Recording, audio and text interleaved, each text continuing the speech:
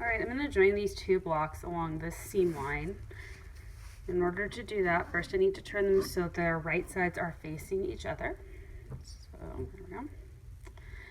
And then I need to line up the corners. That way I've got neat corners. And what I like to do is I like to take pins, I'm using T-pins, and pin things into place. That way as I work across, I don't run the risk of pulling one of the pieces and ending up with uneven corners. I like to keep it even as I go, and this helps. Especially when you're dealing with multiple textures, multiple stitch patterns, it can get really easy to have things get a little uneven because they're not uniform in the first place. All right, so I'm just pinning this along about an inch away from the seam. That way I've got room to work, but it's still close enough to do the job.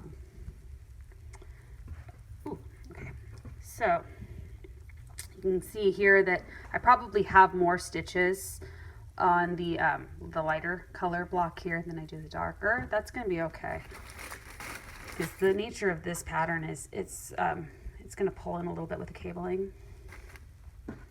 All right, so to set this up, I want to go into my corners with my crochet hook and start off. Really, when you're doing this, there's no specific, because they're all going to be different squares, there's no specific way to do every different type of join, or I mean join every combination of edges per se. No matter what we're doing this crochet join, what I found when I was seaming my blocks, which I've got most of them done, is that consistency is the key. So if I'm going to be going into this one under the bump, then I'm going to continue to go in under the bump of it on every stitch along. Likewise on this side, if I'm going to go under the two loops of the bind off or cast on, then I'm going to continue to do that throughout. That's going to give me a nice consistent seam. That way I don't have this jagged looking seam on my other side, which is my right side, and I want to keep that looking nice. So I'm going to get my yarn ready in my hand.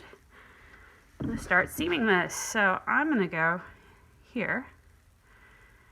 So insert the crochet hook. So to back up, actually, I inserted the crochet hook and I pulled through one loop. That's how you start. This is a slip stitch join. So what you're going to do is you're going to slip it through and then slip it through the other fabric. And like I said, you can do one loop, you can do two loops, whatever floats your boat. Just be consistent. Grab the yarn, pull it back through both layers of fabric, and then pull it back through that original loop. Next stitch. Actually, I'm going to skip over just a little bit because I want it to stay in alignment with what I'm doing back here. Here we go. So I'm through both layers of fabric, pull the yarn through carefully, and then pull it through that loop, the loop that you already had.